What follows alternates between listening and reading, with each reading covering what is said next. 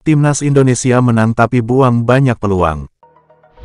Timnas Indonesia sukses mengalahkan Kamboja, 2-1, pada laga grup A Piala AFF 2022 pertandingan Timnas Indonesia vs Kamboja, yang berlangsung di Stadion Utama Gelora Bung Karno atau GBK. Sepasang gol penentu kemenangan Timnas Indonesia dicetak oleh Egy Maulana Fikri dan Witan Sulaiman.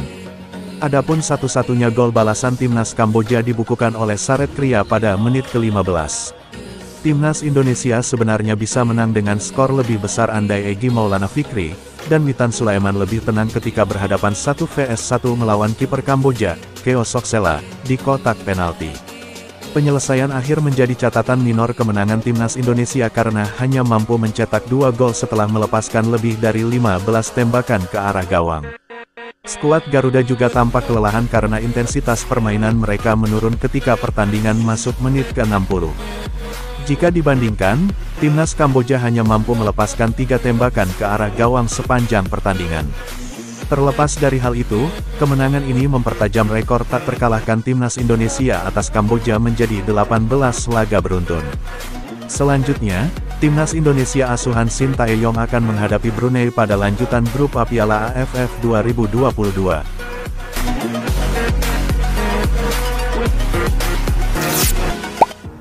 Malaysia memperlambat kedatangan Timnas Indonesia. Timnas Indonesia dibuat mengantri saat pengambilan bagasi di Kuala Lumpur International Airport, Malaysia. Padahal, skuad Merah Putih menggunakan pesawat sewaan dalam rangka melakoni pertandingan Piala AFF 2022 melawan Brunei Darussalam. Timnas Indonesia tiba di Malaysia pada Sabtu malam waktu setempat. Setelah bersukacita selama penerbangan 1 jam 45 menit, keceriaan para pemain hilang begitu tiba di negeri jiran. Berbeda dengan saat di Indonesia yang menggunakan lobi khusus pesawat sewaan, Timnas Indonesia harus mengikuti prosedur normal di Malaysia. Para pemain mengantri dalam proses pemeriksaan imigrasi hingga menunggu barang bagasi. Situasi menunggu bagasi bahkan berlangsung selama 1 jam.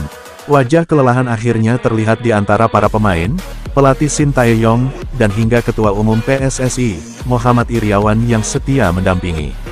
Setelah proses pengambilan bagasi selesai, pemain Timnas Indonesia bertolak ke Kuala Lumpur dengan menggunakan bus.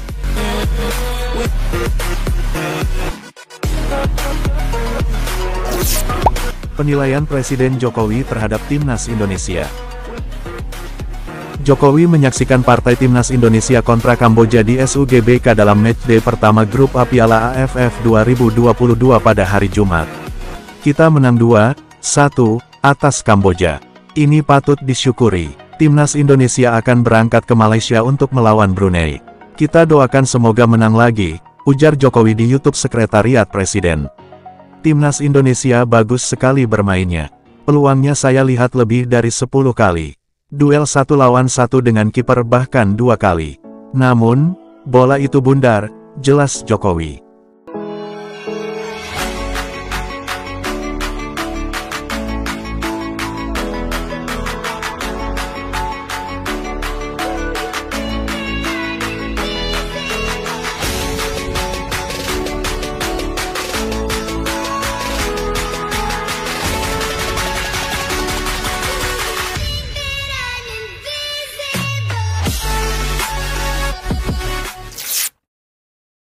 STY, Brunei tim lemah, tapi Indonesia tak anggap remeh.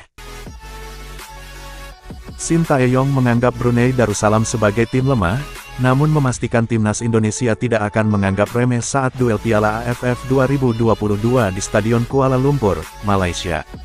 Brunei di atas kertas merupakan tim terlemah di grup A Piala AFF 2022 yang berisikan Indonesia, Filipina, Kamboja, dan juara bertahan Thailand.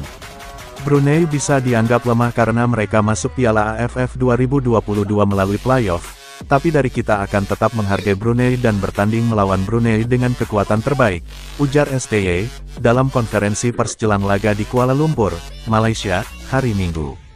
Saat ini tim kita tidak ada masalah, persiapan sangat baik. Kemarin saat pindah ke Malaysia Ketua Umum PSSI membantu dengan memberikan pesawat charter, jadi kita bisa datang ke Malaysia dengan nyaman. Kondisi pemain tidak ada masalah dan persiapan baik hingga saat ini, ujar Sin. Timnas Indonesia saat ini berada di posisi ketiga klasemen grup A Piala AFF 2022 dengan torehan 3 poin. Skuad Merah Putih kalah selisih gol dari Thailand dan Filipina.